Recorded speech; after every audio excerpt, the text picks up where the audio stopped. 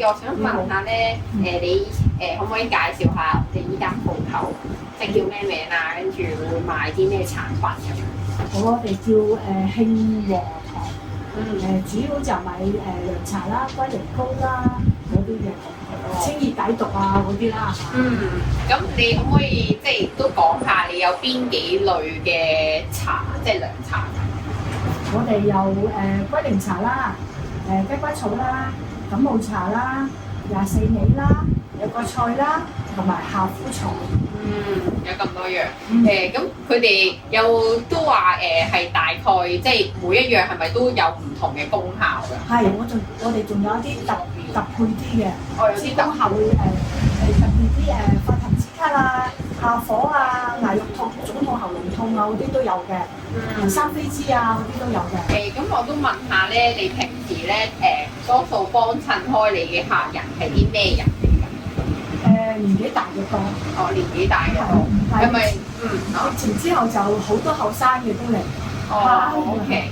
咁有冇見過即係可能有遊客咁樣嚟咧？都有啲中國遊客。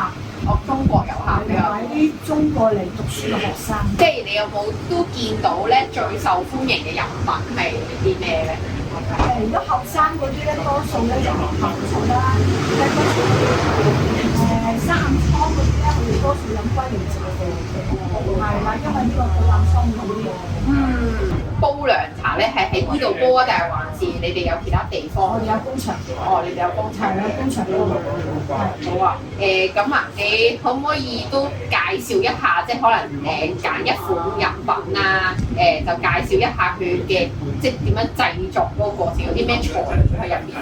培啊、起紅筋啊，或者有時啲人爆微絲血管咧，就呢個會好啲。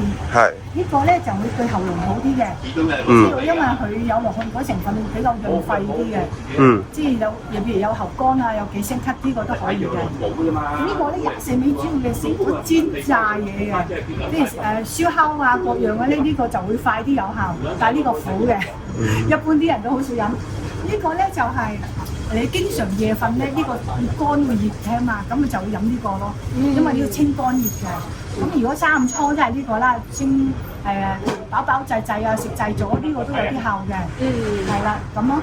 即係感冒茶呢個係都大家都知㗎啦，醫感冒㗎啦咁樣，係啦。咁啊另外有啲呢啲咳嘅，你咳得好犀利嗰啲咧就會呢啲啦，呢啲會效果會好啲咯。啲飛枝啊、飛枝茶啦，呢個係喉嚨痛，大肉痛呢個最有效嘅。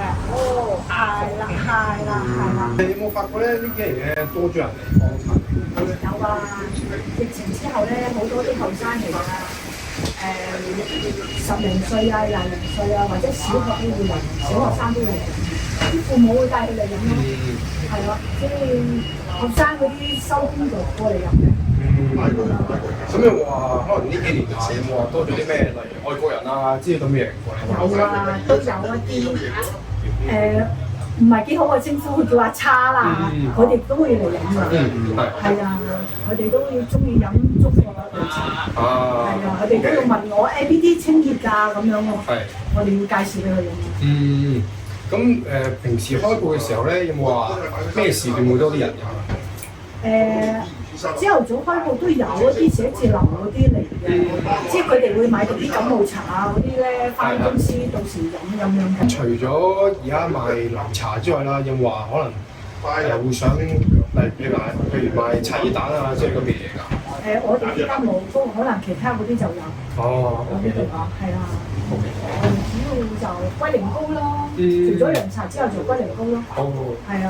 咁除咗呢啲之外啦，有冇話可能呢度係市面上大概可能又話所有茶都有得買，定係應該大部分都有？應該大部分都有啊。係啊，即係佔有咗80%嘅，即係中國人所需要嘅嗰種清熱啊、解毒啊、去濕啊嗰啲咯。茶之後有冇話如果有機會可以想話賣其他咩產品之類嘅？我哋冇啊，我哋冇呢個打算啊，專係賣涼茶同埋龜苓膏。好，唔該晒。唔該。